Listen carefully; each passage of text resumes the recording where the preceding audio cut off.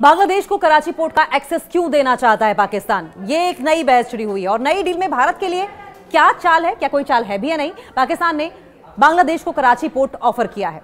हालिया घटनाक्रम से यह बात तो जाहिर है कि उसके इस दांव के पीछे एक गहरी कॉन्स्पिरेसी है, एक गहरी चाल छिपी हुई है, ऐसा एक्सपर्ट्स कह रहे हैं। भारत और बांग्लादेश के रिश्ते इन दिनों तल्ख दिखाई दे रहे हैं और इसी मौके पर पाकिस्तान ने वो दांव खेला है जो दक्षिण एशिया की राजनीति को हिला कर रख देगा। पाकिस्तान ने बांग्लादेश को कराची पोर्ट इस्तेमाल करने का ऑफर दे दिया। कहा यह जा रहा है कि इससे ढाका को नए समुद्र रास्तों में व्यापार करने में मदद मिलेगी, लेकिन हकीकत यह है कि इस चाल में बहुत गहरी राजनीति छिपी है। पाकिस्तान भारत और बांग्लादेश की नाराजगी के बीच अपनी वापसी का मौका देख रहा है। मुद्दा सिर्फ व्यापार नहीं है। बांग्लादेश के इंटरिम मेन एडवाइजर, अंतरिम प्रमुख सलाहकार मोहम्मद यूनुस के उस विवादित नक्शे के बाद यह कदम और भी ज्यादा सवाल पैदा कर रहा है। वो नक्शा जिसमें भारत के उत्तर पूर्वी हिस्से को बांग्लादेश का हिस्सा दिखाया गया है। ऐसे समय में पाकिस्तान का यह ऑफर भारत के लिए सिर्फ आर्थिक चैलेंज नहीं है, इकोनॉमिक चैलेंज नहीं है, आर्थिक चुनौती नहीं है, यह सामरिक कूटनीतिक चेतावनी भी है।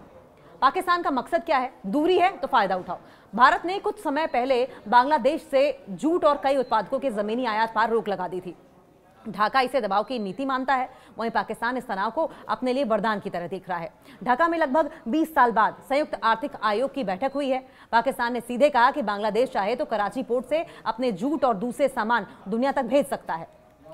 पाकिस्तान को उम्मीद किस बात की है? पाकिस्तान को उम्मीद है कि भारत से नाराज ढाका उस पर भरोसा करेगा, क्योंकि वो ये जानता है कि एक परेशान देश को अपने पाले में खींचना ज्यादा आसान होता है।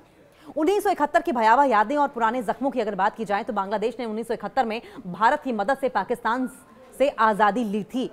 पाकिस्तान इसे अपने इतिहास का दर्द मानता है और इसीलिए दोनों देशों के बीच में अक्सर संवाद ठहरा हुआ है।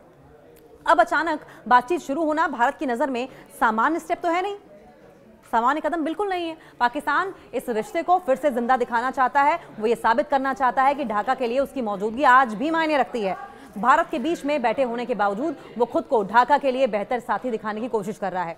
सिर्फ पोर्ट्स नहीं, नजर पूरी दक्षिण एशिया पर बैठक में सिर्फ बंदरगाह की बात नहीं हुई है। दोनों देशों ने कई क्षेत्रों में साथ काम करने की भी बात कही है। कौन कौन से क्षेत्र होंगे वो? उसमें ऊर्जा होगा, एनर्जी, जलवायु परियोजनाएं, स्वास्थ्य क्षेत्र में काम, उद्योग और निवेश में काम, पर्यटन, खाद्य मानक और हलाल मार्केट। साथ ही दोनों देशों ने सीधी उड़ान शुरू करने की तैयारी पर भी चर्चा की। पाकिस्तान को लगता है कि कदम लोगों के दिलों में पुराने नामचीन रिश्तों को फिर से जगा सकता है। बांग्लादेश के मन में क्या चाल है? ढाका जानता है कि अंतर्राष्ट्रीय स्तर पर ताकत वही जो विकल्प रखे। वो भारत को यह संदेश देना चाहता है कि अगर रिश्ता कड़वा हुआ तो उसके पास दूसरे रास्ते भी हैं।